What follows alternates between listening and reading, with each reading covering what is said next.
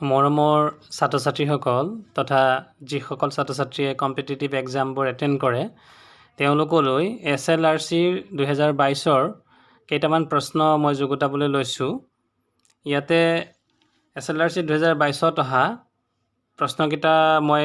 কৰি দিবলৈ চেষ্টা কৰিম। আৰু যদি তোমালোকে মোৰ চেনেলটোলৈ নতুনকৈ আহিছা তেনেহ'লে এটা ছাবস্ক্ৰাইব কৰিবা আৰু লাইক কৰিবা যদি মোৰ ভিডিঅ'টো ভাল লাগে,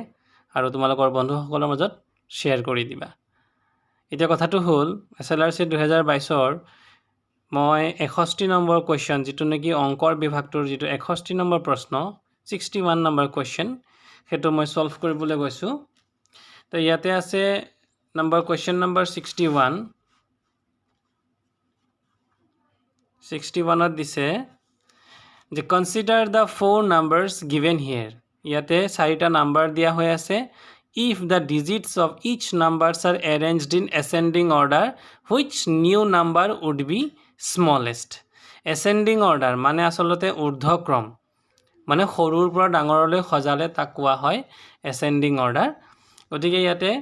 আমি যদি সৰুৰ পৰা ডাঙৰলৈ সজাওঁ, যি 4টা আমাক ইয়াত ক্ৰম বা যি 4টা নম্বৰ দিয়া হৈছে, 1 নম্বৰতে দিছে আমাক 376, 2 নম্বৰত দিছে আমাক 629, 3 নম্বৰত দিছে 921 আৰু 4 নম্বৰত দিছে 397। এই 4টা নম্বৰ দিয়া হৈছে। গতিকে এই 4টা নম্বৰক আমি যদি ঊৰ্ধ্বক্ৰমত সজাওঁ, যিটো প্ৰশ্ন দিছে এতিয়া প্ৰথম যিটো অপশ্যন দিছে চোৱা 376, এই 376ক যদি আমি ঊৰ্ধ্বক্ৰমত, মানে ইয়াত যিকেইটা অংক বা যিখিনি ইয়াতে ডিজিট দিয়া হৈ আছে, যেনে প্ৰথম অংকটো যদি আমি 3 লওঁ, 3ৰ পিছত ডাঙৰ অংকটো কি হ'ব? এইটো হ'ব 6, আৰু তাৰ পিছৰ ডাঙৰ অংকটো হ'ব 7। এইটো আমি কনভাৰ্ট কৰিলোঁ। তাৰ পিছৰটোক যদি আমি কৰোঁ 629, প্ৰথমতে আমি সৰুটো ল'ম 2, তাৰপিছত ল'ম 6, তাৰপিছত ল'ম 9, ঠিক তেনেকৈ তাৰ পিছৰটোক ল'ম 1, 2 আৰু 9, আৰু শেষৰটোক আমি ল'ব পাৰিম 3, 7 আৰু 9। অৰ্থাৎ আমি প্ৰতিটো সংখ্যাকেই মানে অংক হিচাপত সৰুৰ পৰা ডাঙৰলৈ মানে এচেণ্ডিং অৰ্ডাৰত আমি সজাই লৈছোঁ। এতিয়া প্ৰশ্নটো হৈছে which new number would be smallest. তেতিয়াহ'লে এই যে নতুন নাম্বাৰবিলাক পালোঁ, তেতিয়াহ'লে তাৰে কোনটোনো আটাইতকৈ সৰু? তোমালোকে দেখিছা ইয়াতে আমি যিকেইটা নাম্বাৰ ইয়াত পালোঁ, 367 পালোঁ, 269 পালোঁ, 129 পালোঁ আৰু 379 পালোঁ। অপশ্যন দিয়া আছে কোনটো অপশ্যনত আমাৰ আটাইতকৈ সৰু নাম্বাৰ হ'ব। তেতিয়াহ'লে অপশ্যনত দিছে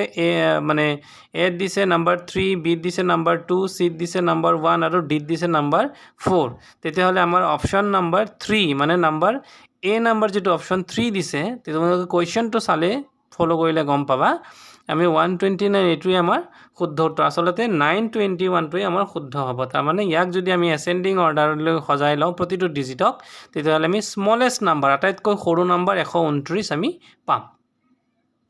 61 নম্বৰটো এইটোৱে আছিল, ছল্ভ কৰা হ'ল। তাৰপিছত আহিছিল 66 নম্বৰ কুৱেশ্যনটো। 66 নম্বৰত দিছে at what speed should a car travel on a highway to reach the destination 12 kilometre away in 15 minutes. আচলতে 66 নম্বৰত দিয়া হৈছে, ইয়াতে দিয়া আছে দূৰত্বটো বা ডিষ্টেঞ্চ, দূৰত্বটো দিয়া হৈ আছে 12 কিলোমিটাৰ। সময় দিয়া আছে টাইমটো দিয়া হৈ আছে কিমান? 15 মিনিট। তোমালোকে লক্ষ্য কৰিলে দেখিবা ইয়াত যিকেইটা উত্তৰৰ যিকেইটা অপশ্যন আছে তাত তোমালোকে দেখিছানে 64 kilometre per hour, 84 kilometre per hour, অৰ্থাৎ কিলোমিটাৰ পাৰ মিনছ অসমীয়াত হ'লে প্ৰতি ঘণ্টা। এতিয়া আমাক ইয়াত যিকেইটা অপশ্যন, দূৰত্বটো দিয়া আছে কিমান? 12 কিলোমিটাৰ দিয়া আছে, আৰু সময়টো কিমান দিয়া আছে? 15 মিনিট। কিন্তু অংকটোৰ উত্তৰবিলাকত কিন্তু আমাক মানে কিলোমিটাৰ পাৰ আৱাৰ, অৰ্থাৎ প্ৰতি ঘণ্টা হিচাপতহে আমাক ওলাব লাগিব। যিহেতু এইটো মিনিট দিয়া হৈছে, আমি ইয়াক আচলতে কিহলৈ নিব লাগিব? ঘণ্টালৈ লৈ যাব লাগিব, নহ'লে কিন্তু আমাৰ অংকটো উত্তৰ নিমিলিব।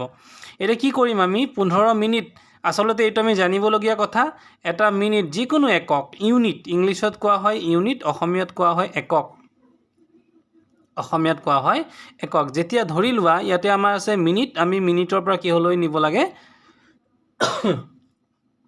ঘণ্টালৈ নিব লাগে মানে আৱাৰলৈ নিব লাগে এতিয়া কথাটো হ'ল 15 মিনিটক যদি আমি মিনিট মানে সৰু একক এটা দেখিবলৈ পাইছো যে মিনিটৰ পৰা আৱাৰ অৰ্থাৎ মানে মিনিটটো এটা আছে সৰু একক আৰু আৱাৰটো হৈছে ঘণ্টাটো হৈছে এটা ডাঙৰ একক যেতিয়া আমি সৰু এককৰ পৰা ডাঙৰ এককলৈ আমি কনভাৰ্ট কৰিম ফলনি কৰিম তেতিয়াহ'লে আমি ইয়াত কি কৰিব লাগিব ডিভাইড কৰিব লাগিব মানে হৰণ কৰিব লাগিব এটা প্ৰশ্নটো হ'ল কিহেৰে হৰণ কৰিম যেহেতু ইয়াত দিয়া আছে কি 15 মিনিট 15 মিনিটক যদি আমি ঘণ্টালৈ নিব লাগে ইয়াক আমি হৰণ কৰিব লাগিব 60 মিনিটৰে কিয় কাৰণ 60 মিনিটত হয় 1 ঘণ্টা প্ৰশ্নটো বুজি পালানে বাৰু তোমালোকে যে আমি কি কলো সৰু এটা এককৰ পৰা ডাঙৰ এককলৈ যেতিয়া নিবলগীয়া হয় আমি সদায় কি কৰিব লাগে হৰণ কৰিব লাগে দিয়া আছে 15 মিনিট আমি ইয়াক ডিভাইড কৰিম 60 ৰে অৰ্থাৎ যেহেতু 60 মিনিটত 1 ঘণ্টা এতিয়া কথাটো হ'ল আমি যদি ইয়াত কটাকটি কৰোঁ 15 গুণে 15 আৰু 15 4 গুণে 60 আমি 15 নেওতাটো যদি আমি মনত পেলাওঁ 15 গুণে 15 15 4 গুণে 60 মানে 1/4 তে 1/4ক যদি আকৌ আমি ইয়াক যদি সৰুলৈ কনভাৰ্ট কৰোঁ তেতিয়াহ'লে ইয়াৰ মানটো আহি যাব কেনেকুৱা 4 ৰে একক যদি আমি হৰণ দিওঁ 4 ৰে একক নাযাব নযোৱাৰ কাৰণে আমি কি কৰিব লাগিব যিকোনো সংখ্যাক যেতিয়া হৰণ দিওঁতে আমি হৰণ নাযায় প্ৰথমতে তাক আমি এটা দশমিক দিব লাগে দশমিকটো দিলে কি হ'ব ইয়াৰ লগত আমি এটা ইমাজিন অৰ্থাৎ আমি কল্পনা কৰি ল'ব পাৰিম যে ইয়াৰ লগত এটা 0 আহিছে তাৰমানে এতিয়া কিমান হ'ব 1 আৰু 0 অৰ্থাৎ 10 10ক আমি এটা 4 ৰে ডিভাইড কৰিম গতিকে আমি যদি কৰি যাওঁ 4 1 jar 4 মানে 4 1 গুণ 4 4 2 গুণ 8 4 3 গুণ 12 মানে 3 বাৰ যদি আমি দিওঁ তেতিয়াহ'লে 10তকৈ কি হৈ যাব বেছি হৈ যাব গতিকে আমি 3 বাৰ দিব নোৱাৰো গতিকে 4 দুগুণ যদি দিওঁ 4 দুগুণে 8 গতিকে 10তকৈ ইয়াত আছিল আমাৰ 1 আৰু 0 মানে 10 আছিল 4 দুগুণ যদি আমি 8 দিওঁ তেতিয়াহ'লে আমাৰ এটো হৈ আছে কিমান 10ৰ পৰা আমি ইয়াত আসলতে লিখিব নালাগে তথাপিতো বুজাই দিছো যেহেতু আমি 10 বুলি ধৰিছিলো তাৰ পৰা যদি আমি 8 হ'ল অৰ্থাৎ কিমান বাকি থাকিল 2 বাকি থাকিল তাৰমানে 2 বাকি থাকিল এটা আমি কিহেৰে হৰণ কৰি আছো 4 ৰে হৰণ কৰি আছো বাকি কিমান আছে 2 অৰ্থাৎ এবাৰ কাক হৰণ কৰিব লাগিব 4 ৰে 2 হৰণ কৰিব লাগিব যেহেতু দশমিক আমাৰ অলৰেডি আছেই 2 কি 4 ডাঙৰ নে 2 ডাঙৰ নিশ্চয় 2টো সৰু 4টো ডাঙৰ আৰু আমি 4 ৰে ডাঙৰটোৰে সৰুটো হৰণ কৰিবলৈ গৈ আছো যেহেতু দশমিক আছেই আমি সেই 2টোৰ লগত এটা শূন্য এটা আমি লৈ ল'ব লাগিব অৰ্থাৎ কিমান হ'ব 20 তেতিয়া যদি ওপৰত 20 হয় 4 ৰে হৰণ কৰিলে 4 5 গুণে 20 মানে 0.25 এইটো হৈ গ'ল আমাৰ কি আমি ঘণ্টাৰ পৰা মিনিটৰ পৰা আমি ঘণ্টালৈ নিলো ঠিক তেনেকৈ তোমালোকে সৰু একক যেনে কিহলৈ নিব পাৰা যেনে ধৰি লোৱা সেকেন্ডৰ পৰা যদি তোমালোকে নিব লগা হয় ঘণ্টা তেতিয়া বা ধৰি লোৱা গ্ৰামৰ পৰা যদি নিব লগা হয় কিলোগ্ৰামলৈ তেতিয়া এনে ধৰণৰ ক্ষেত্ৰত তোমালোকে কি ব্যৱহাৰ কৰিবা সদায় হৰণ ব্যৱহাৰ কৰিবা এতিয়া কথাটো হ'ল এইটো হৈছে আমাৰ কি পালো আমি 0.25 এইটো পাই গলো আমাৰ সময়টো এতিয়া আমাৰ আমি উলিয়াব লাগে কি মানে স্পিড উলিয়াব লাগে স্পিড SPEED স্পিড বা দ্ৰুতি তো দ্ৰুতি ইকুয়ালটো আসলে ফৰ্মুলাটো কি দ্ৰুতি ইকুয়ালটো আসলে দূৰত্ব ডিভাইডেড বাই এইটো কথাটো মনত ৰাখিবা দূৰত্ব ডিভাইডেড বাই সময় ইয়াকে যদি ইংলিছত লিখা হয় তেতিয়াহ'লে কি হ'ব ডিসটেন্স d ডিভাইডেড বাই টাইম d/t গতিকে এই ফৰ্মুলাটোৰ দ্বাৰাই আমি অংকটো সমাধান কৰিব পাৰিম এতিয়া দূৰত্ব কিমান দিয়া হৈ আছে দূৰত্ব দিয়া হৈ আছে আমাৰ 12 কিলোমিটাৰ দূৰত্ব আমি 12 কিলোমিটাৰ লিখি ললো তাৰ পিছত আমি সময় কিমান পালো এটা 0.0.25 কি পালো বাৰু মিনিটটো কাটাই গল 0.25 আমি ধৰি ললো তিয়া ইয়াক যদি আমি সমাধান কৰো এটা মিনিটৰ জায়গাত কি হৈ যাব এটো পাৰ আৱাৰ 60 ৰে যেহেতু কৰিছো আমি এটো পাৰ আৱাৰ হ'ব এটো আমি পাৰ আৱাৰ বুলি লিখিব পাৰো এতিয়া কথাটো হ'ল চোৱা এতিয়া ওপৰত কিমান আছে 12 তলত কিমান আছে 0.25 দুইটা একে নে বাৰু দুইটা দেখাত একে আমাৰ হোৱা নাই কাৰণ ইয়াত আছে কি দশমিক ইয়াত দশমিক নাই মানে here point is available but here is no point এটা কি কৰিব লাগিব দুইটাই আমি কিন্তু যেতিয়া আমি কটাকটি কৰিম এটো আসলে নিয়ম যেতিয়া আমি কটাকটি কৰিম আমি পইণ্টটো নাইকিয়া কৰি ল'ব লাগিব কেনেকৈ নাইকিয়া কৰিম ইয়াতে আছে কিমান 12 তলত কিমান আছে 25 গতিকে ইয়াত পইণ্ট কিমান ঘৰৰ আগত আছে গণনা কৰিলে আমি দেখিম এক ঘৰ দুঘৰ অৰ্থাৎ দুঘৰৰ আগত পইণ্টটো আছে যদি দুঘৰৰ আগত পইণ্ট থাকে আৰু এক যদি নোহোৱা কৰিব লগা হয় তেনেহলে ইয়াক আমি সদায় কিহেৰে পূৰণ দিব লাগিব 100ৰে যদি 1ঘৰ আগত থাকিলহেঁতেন তেতিয়া আমি 10ৰে পূৰণ দিব লাগিলহেঁতেন যেহেতু 2ঘৰ আগত আছে ইয়াক আমি কিহেৰে পূৰণ দিম 100ৰে আৰু 100ৰে পূৰণ দিলে এইটো কি হৈ যাব দশমিকটো নোহোৱা হৈ গ'ল 25 এটা তোমালোকৰ মনত প্ৰশ্ন আহিব যে 100ৰে যে আমি ইয়াক পূৰণ দিলো মানে তলৰটো কি বুলি কয় বাৰু হৰ আৰু ওপৰটো কি বুলি কয় লব গতিকে যেহেতু তলৰটোক আমি 100ৰে পূৰণ দিলো আৰু দশমিকটো নাইকিয়া কৰি পেলালো নিশ্চয় ওপৰৰটোক অৰ্থাৎ লবটোকো কি কৰিব লাগিব আমি 100ৰে পূৰণ দিব লাগিব তেতিয়া 12ৰ জাগাত পূৰণ কৰিলে কিমান হৈ যাব তেতিয়া 1200 এটা 1200ক আমি 25 যদি ডিভাইড কৰোঁ তেতিয়া আমাৰ এনসাৰটো ওলাই যাব কিমান হবে এটা চোৱা 25ৰে যদি আমি এতিয়া প্ৰথমতে 25ৰে আমি যদি 12ক ডিভাইড কৰোঁ আমি 12ক ডিভাইড কৰিলে 12টো সৰু 25টো ডাঙৰ 12 is the smallest number compared to 25 so we have to take আমি কি ল'ব লাগিব 120 ল'ব লাগিব গতিকে 25ৰ নেউটা যদি আমি মনত পেলাও 25 গুণ 25 25 দুগুণ 50 25 3 গুণ 75 25 4 গুণ 100 25 5 গুণ ল'লে 125 হৈ যাব ইয়াত কিমান আছে 120 গতিকে আমি 4 বাৰ ল'ম 25 4 গুণ 100 তে কিমান থাকি গ'ল তোমাৰ 120 আছিল আমি 100 কৰিলো তেতিয়া নিশ্চয় 20 থাকি গ'ল এটা 20 আৰু তুমি এই একটো পাহৰি যোৱা 20 আৰু 0 মানে কিমান থাকি গ'ল 200 এটা 200 আমাৰ বাকি থাকিল এটা 25ৰে যদি আমি 200 হৰণ কৰো 25 4 গুণ যদি 100 হৈ যায় তেতিয়াহলে নিশ্চয় 25 8 গুণ কিমান হৈ যাব 200 হৈ যাব গতিকে এটা কথা ইয়াত উল্লেখ কৰিব বিচাৰিছো যে মই বাৰে কৈছো যে দশমিকটো যদি উঠাব লগিয়া হয় যদি 1ঘৰ আগত থাকে তেতিয়াহলে কিমানে পূৰণ দিব লাগিব আমি 10ৰে আৰু যদি 2ঘৰ আগত থাকে তেতিয়াহলে কিমানে পূৰণ দিব লাগিব 100ৰে আৰু এটা কথা যদি তুমি কোনো ভগ্নাংশ মানে আমি যদি ওপৰত লব আৰু হৰ হিচাপে লওঁ তেতিয়া তলৰটোৰ লগত কিবা এটা সংখ্যা পূৰণ কৰিলে ওপৰটোৰ লগতো কিন্তু কৰিব লাগিব তেতিয়া আমাৰ আনসাৰটো কিমান আহি গ'ল 48 কিলোমিটাৰ পাৰ পি আৱাৰ এটা আমাৰ শুদ্ধ উত্তৰটো হ'ব সি টো আমাৰ এই শুদ্ধ উত্তৰটো হ'ব ইয়াৰ পিছত আমি নেক্সট অংকটোত আমি আলোচনা কৰিবলৈ গৈছো এটা অংক দিয়া আছে যদি REAR ৰিয়েৰ যদি 42 কি দিয়া আছে চাবা মন কৰিবা এটো কিমান নম্বৰ তোমালোকৰ SLRC 2022 চনৰ প্ৰশ্নৰ এটো 72 নম্বৰ প্ৰশ্নটো 72 নং কোৱেশ্চন তে 72 নম্বৰ প্ৰশ্নটোত কি দিয়া আছে REAR rear is equal to 42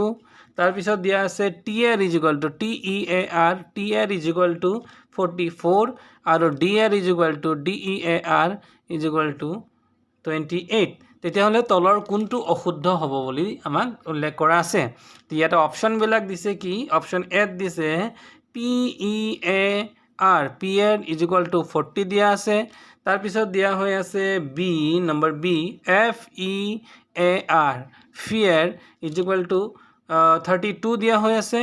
তাৰ পিছত C নম্বৰ দিয়া হৈছে BEAR is equal to 26 দিয়া হৈ আছে আৰু নম্বৰ D দিয়া হৈ আছে GEAR gear দিয়া হৈ আছে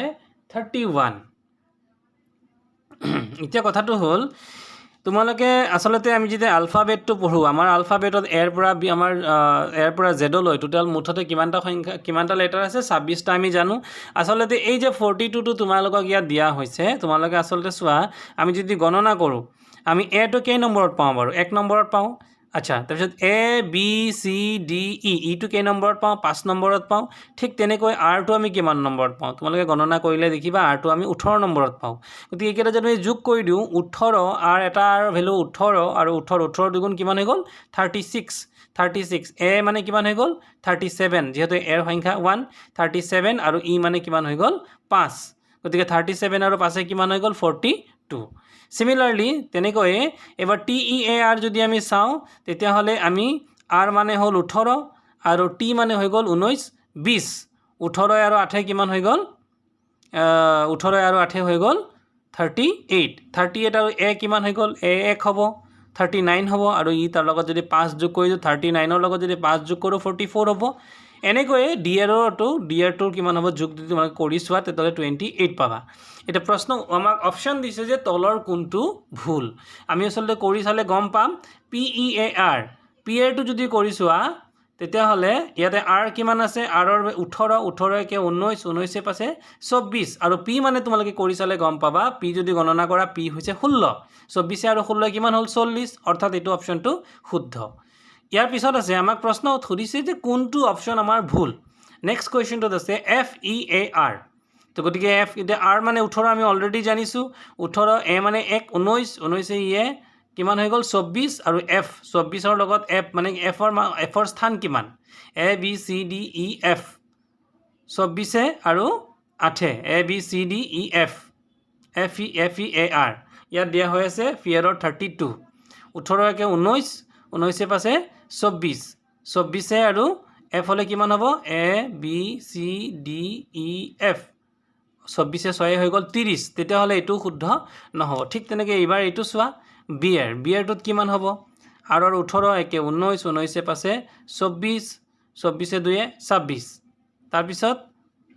গিয়াৰ GEAR গিয়াৰত কিমান আছে এতিয়া কিমান হ'ল FEAR হ'ব লাগিছিল আমাৰ কিমান 30 কিন্তু আমাৰ অপশ্যন কিমান দিয়া আছে 32 গতিকে এইটোৱে আমাৰ শুদ্ধ অৰ্থাৎ এইটোৱে আমাৰ ভুল FEAR মান হ'ব লাগিছিল 30 গতিকে এনেকুৱা ধৰণৰ কম্পিটিটিভ এক্সামবিলাকত এনেকুৱা ধৰণৰ কোৱেশ্চন আহিয়ে থাকে তোমালোকে এলফাবেটিকেলৰ ওপৰত যিটো ৰিজনিং বা হেৰিত তাত তোমালোকে পাবা গতিকে এই ধৰণৰ কোৱেশ্চন তোমালোকে আচলতে প্ৰিপেয়াৰেশ্যন কৰিব লাগে ঠিক আছে ইয়াৰ পিছতেই find the best option to fill in the last term তলৰ যি আমাক এটা ৰেচিঅ' মানে এটা অনুপাত দিয়া আছে অনুপাতত আচলতে ইয়াত ইংলিছত যদি আমি লিখা আছে চাৰ্কল অনুপাত দিয়া হৈছে জিঅ'মেট্ৰি GEOMETRY জিঅ'মেট্ৰি আৰু এইফালে দিয়া আছে কবিতা মানে পয়েম POEM পয়েম ইজটো ইয়াৰ পিছত এইটো এটা খালি দিয়া আছে ইয়াৰ কি হ'ব গতিকে ইয়াত অপশ্যন কেইবাটাও দিয়া আছে অপশ্যনবিলাকত দিয়া আছে নম্বৰ এ দিয়া আছে চেপ্টাৰ এ দিয়া আছিল চেপ্টাৰ বি দিয়া আছিল বুকস সি দিয়া আছিল প্ৰ'জ আৰু ডি দিয়া আছিল লেংগুৱেজ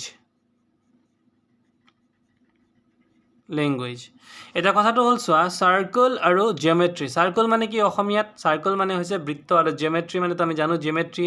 গতিকে জিঅ'মেট্ৰি নিজে এটা অধ্যায় যেনেকৈ আমি পাইছোঁ ট্ৰিগোনোমেট্ৰি পাইছোঁ জিঅ'মেট্ৰি পাইছোঁ ঠিক তেনেকৈ এই জিঅ'মেট্ৰিৰ এটা পাৰ্ট হৈছে জিঅ'মেট্ৰি নামৰ যিটো অধ্যায় সেই অধ্যায়বিলাকৰ এটা পাৰ্ট হৈছে চাৰ্কল গতিকে কবিতাটো ক'ত পোৱা যায় কবিতাটো ইয়াত অপশ্যন দিয়া আছে চেপ্টাৰ মানে নিজেই অধ্যায় গতিকে চেপ্টাৰটো কোনো নাম ইয়াতে কোনো চেপ্টাৰৰ নাম দিয়া নাই গতিকে এইটো অপশ্যন নহ'ব বুকস জিঅ'মেট্ৰিও বুকছতে থাকে চাৰ্কলো বুকছতে থাকে পয়েমো বুকছতে থাকে চব বুকছতে থাকে গতিকে এইটো অপশ্যনো আমাৰ নহ'ব প্ৰ'জ গদ্য এটা পদ্য এটা গদ্যৰ লগত কোনো সম্পৰ্ক নহ'ব গতিকে ইয়াতে পদ্যৰ লগত গদ্য নহ'ব মানে আমাক ইয়াত আগৰ অনুপাতটো আমি মন কৰিব লাগিব যে জিঅ'মেট্ৰিৰ ভিতৰত কি পৰে চাৰ্কল গতিকে পদ্যটো কিহৰ ভিতৰত পৰে পদ্যটো পৰে লেংগুৱেজৰ ভিতৰত ভাষাৰ কোৰ্চৰ ভিতৰত আমাৰ কি পৰে গতিকে ইয়াত শুদ্ধ অপশ্যনটো হ'ব লেংগুৱেজ অ'কে তাৰপিছত এইবাৰ আমি 73 নম্বৰ কুৱেশ্যন এইটো আছিল 73 নম্বৰ কুৱেশ্যন এইবাৰ আমি 77 নম্বৰ কুৱেশ্যনটো যদি আমি সলভ কৰোঁ তেতিয়াহ'লে কি দিয়া আছে ইয়াতে select the appropriate number to correctly continue the sequence এটা সিকুৱেঞ্চ দিয়া আছে এটা প্ৰগতি দিয়া আছে কিমান দিয়া আছে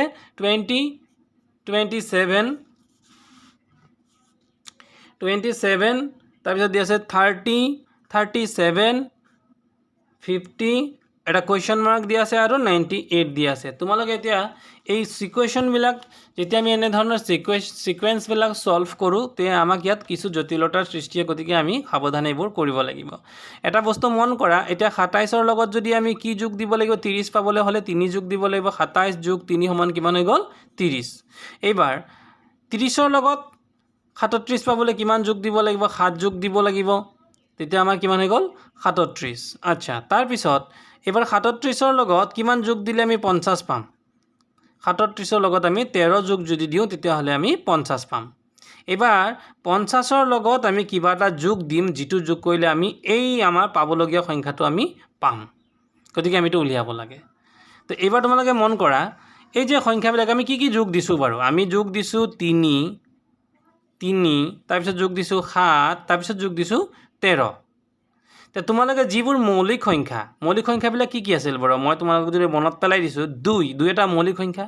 3 এটা মৌলিক সংখ্যা 5 এটা মৌলিক সংখ্যা 7 এটা মৌলিক সংখ্যা 7ৰ পিছত 8 9 নাই 10 নাই 11 এটা মৌলিক সংখ্যা 11ৰ পিছত 13 13ৰ পিছত 14 15 নহয় 16 নহয় 17 এটা মৌলিক সংখ্যা আৰু 17ৰ পিছত হৈছে 19 এটা মৌলিক সংখ্যা এতিয়া কথাটো হ'ল মন দিয়া প্ৰগতিটো কেনেকুৱা হ'ব যে আমি প্ৰথমত কিমান যোগ দিছো 3 5 কিন্তু এৰি দিছো 5 যোগ দিয়া নাই তাৰপিছত কিমান যোগ দিছো 7 11 এৰি দিছো 13 যোগ দিছো নিশ্চয়কৈ তাৰ পিছত আমি কিমান এৰি দিব লাগিব 17 এৰি দিব লাগিব আৰু যোগ দিব লাগিব কিমান 19 গতিকে যদি ইয়াত আমি 19 যোগ দিওঁ তেতিয়া সংখ্যাটো কিমান হৈ আছে 9 আৰু 0 হৈ আছে 9 আৰু 1 আৰু 5 হৈ আছে 6 মানে 69 আমাৰ হৈ আছে এবাৰ এই 69 ৰ লগত যদি আমি নেক্সট এটা সংখ্যা যোগ দিওঁ এতিয়া আমি ইয়াত চাব লাগিব যে আমাৰ ইয়াৰ পিছত কিমান হ'ব 19 20 21 22 23 তাৰ পিছৰ মৌলিক সংখ্যাটো হৈ গ'ল 23 23ৰ পিছত কিমান 24 25 26 27 28 29 ইয়াত মৌলিক সংখ্যাটো নেক্সট মৌলিক সংখ্যা 29 তুমি যদি 29 যোগ কৰা তেতিয়াহ'লে চোৱা 29 যদি আমি যোগ কৰোঁ 9 2 18 8 উকলিলে 1 1 2 3 আৰু 6 9 98 ওলাইছেনে আমাৰ এই যিটো লাষ্ট টাৰ্ম আমাৰ ইয়াত দিয়া হৈ আছিলে এইটোৱে ওলাইছে তাৰ মানে আমাৰ প্ৰগতিটো এনেধৰণৰে হ'ব এতিয়া তোমালোকে চাগে ভাবিছা এই প্ৰগতিটো আমি কেনেকৈ উলিয়ালো এতিয়া এই প্ৰগতিটো হৈছে এটা মৌলিক সংখ্যাৰ প্ৰগতি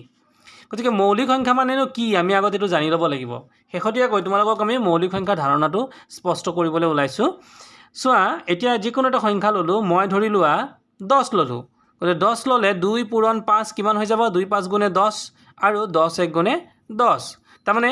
এই 10 সংখ্যাটোৰ নিজে এটা এইবোৰ হৈছে এটা উৎপাদক 10 এটা উৎপাদক in English it is called factor 10 এটা উৎপাদক আৰু 1 এটা উৎপাদক গতিকে 1 আৰু 10ৰ বাহিৰেও আন উৎপাদকবোৰো কিন্তু আছে সেইটো কি 2 আছে 5 আছে এবাৰ 10ৰ পৰিৱৰ্তে যদি তোমালোকে 12 লোৱা তেতিয়াহ'লে দেখিবা 3 4 গুণ 12 2 6 গুণ 12 তাৰপিছত 12 এগুণ 12 গতিকে ইয়াত দেখা গ'ল কি 3 উৎপাদকবোৰ কি হ'ব 3 4 2 6 12 একেবাটা উৎপাদক আছে কিন্তু এটা সংখ্যা তুমি 19 লোৱাচোন 19 ল'লে আমি লিখিব পাৰোঁ 19 এগুণে 19 তাৰ বাহিৰে তুমি নেওতাত আমি যিটো আমাৰ ইন আৱাৰ টেবল আমি কোনো সংখ্যা এনেকুৱা নাপাওঁ যেনেকৈ 19 এগুণে 19 আৰু কিবা এটা কৰিলেও যদি 19 হয় তেনেকৈ আমি নাপাম গতিকে আমি কি বুজি পালোঁ 19ৰ মাত্ৰ দুটাই উৎপাদক আছে সেইটো হৈছে 19 আৰু 1 তেনেহ'লে মৌলিক সংখ্যাটো কি মৌলিক সংখ্যাটো হ'ল মৌলিক সংখ্যাবোৰ এনেকুৱা এটা সংখ্যা যাৰ নেকি মাত্ৰ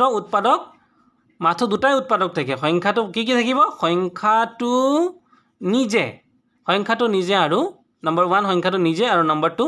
1 এই দুটাৰ বাহিৰে কোনো উৎপাদক নাথাকে এতিয়া তুমি 2ত চোৱা 2 এগুণে 2 তাৰ বাহিৰে কোনো নেওতা তেনেকুৱা কোনো পূৰণ নাই যাক আমি যিটো পূৰণ কৰিলে আমি 2 পাওঁ গতিকে 2 3 5 7 তোমালোকে কৰি চাব পাৰা এই আটাইবোৰে হৈছে এটা মৌলিক সংখ্যা এতিয়া এই যে মৌলিক সংখ্যাৰ যি প্ৰগতি এই মৌলিক সংখ্যা প্ৰগতিটোত আমি 3 ল'লে আমি 3 যোগ কৰিছোঁ মন কৰা 3 যোগ কৰিছোঁ পিছত কিন্তু আমি 5 যোগ কৰা নাই 7 যোগ কৰিছোঁ 11 যোগ কৰা নাই 13 যোগ কৰিছোঁ 17 যোগ কৰা নাই 19 যোগ কৰিছোঁ 23 যোগ কৰা নাই 29 যোগ কৰিছোঁ কিন্তু শেহতীয়াকৈ 29 যোগ কৰিছোঁ গতিকে এইটোৱে হৈছে আমাৰ প্ৰগতিটো উলিয়াবৰ এটা পদ্ধতি গতিকে আজিলৈকে মই এই 5টা কুৱেশ্যন সলভ কৰিছোঁ ইয়াৰ পৰৱৰ্তী পৰ্যায়ত মই আৰু ভিডিঅ'বোৰ এনেকৈ দি থাকিম যদি তোমালোকৰ ভাল লাগিছে তোমালোকে মোক জনাবা আৰু যদি কিবা অসুবিধাও হৈছে মোক কমেণ্ট ছেকশ্যনত কমেণ্ট কৰিবা মই তোমালোকৰ কমেণ্টত মই আগ্ৰহী হ'ম তোমালোকক আৰু বেষ্ট দিবলৈ চেষ্টা কৰিম আৰু যদি মোৰ ভিডিঅ'টো সঁচাকৈ ভাল পাইছা নিশ্চয় লাইক আৰু ছাবস্ক্ৰাইব কৰিবা থেংক ইউ